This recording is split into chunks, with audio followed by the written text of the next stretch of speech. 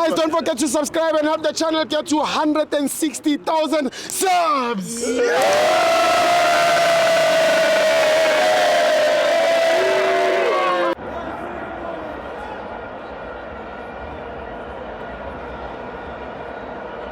Welcome to Amavenzo TV. It's the World Cup qualifiers. Bafana 0, Zimbabwe 0. I'm joined by Uqiniso.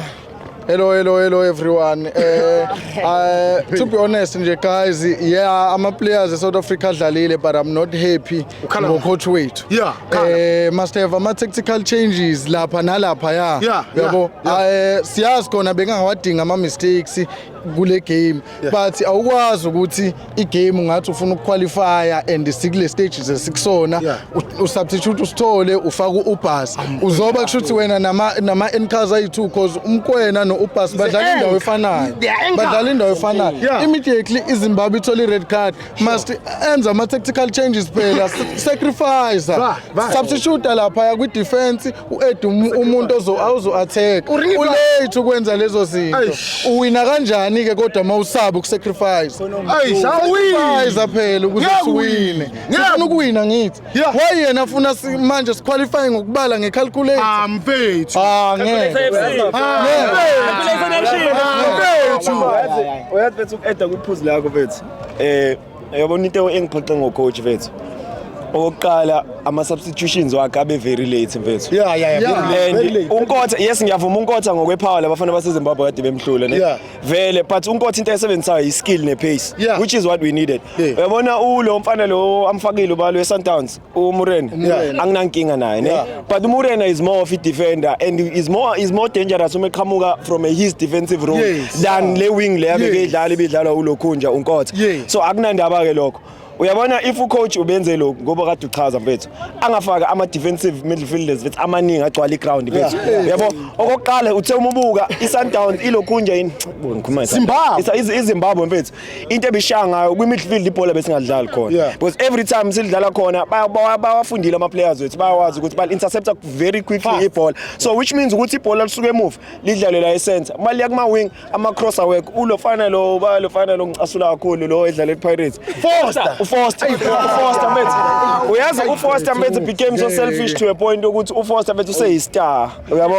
and akako prove mfethu ukuthi uyinja egame eSouth Africa oqala nje uyabo yebo udlala eEngland yebo njanje kodwa yena ukuyiprove ukuthi uyinja egame nje yabo uyi in-house striker uyinja so manje ukuthi manje bethu usezoba big headed mfethu uyabona ukuthi makumele ngabe wenze njani ufana noMakgopa mfethu ngaphela istrike esingasile ekhanda oRenas labo nabo balofana lokukhalelwa ngayo kade ke kuHrobler lo wakhona ubengeke uHrobler namhlanje adlala ubengeke enze le pace ayidlala because umubuka uFrosler no lofana lo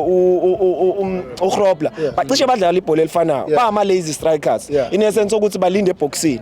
uma ubuka ke imapha ama chances wa createile thina for istrike esifana naleso yabo so istrike kahle besidinga ukuthi uMakgopa afaka uMakgopa uFoster adlale noMakgopa so that uMakgopa azokwenza njani asuse attention away from uLokhunja uFrosler so that azothumeya lapha abuye alethe kuyena bayazi ukuthi we've got two tall strikers manje then ama wing asebenza labafana abane pace uMurena fine bekumele bekhona uMurena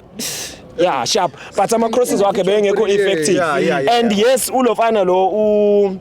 uMaster Chef ngiyavuma ukuthi mangisilokho sikhuluma ngaye some overrate but eqinisweni lo mfana uyalazi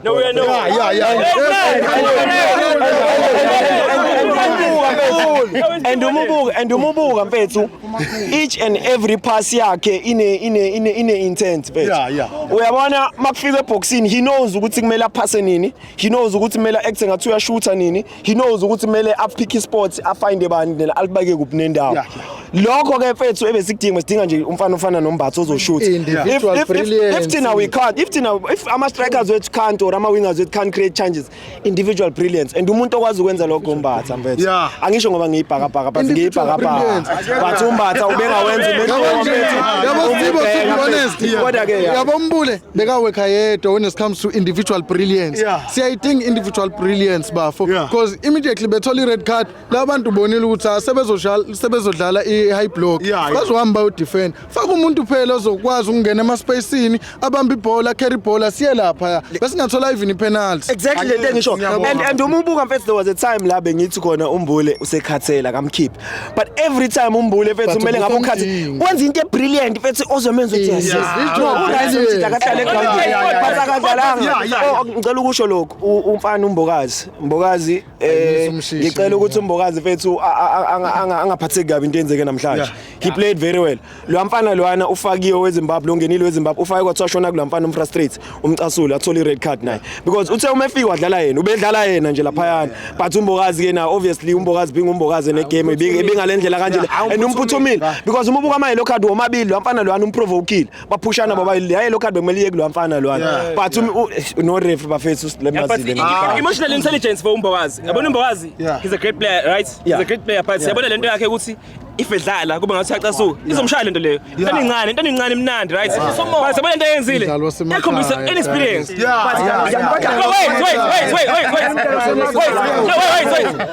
wait physically uMbokazi is strong right but there's a time whereby physically sayidingeki yabona la muntu bedlala yena there's no need ukuthi manje ibhola sengekho la muntu yamphusha wena for what okay yabona ke lapho what I'm saying is as much as it's imnandi but you have to be emotionally intelligent but umdlalo wasemakhaya we win the game by small details isikhathi uzongibulala le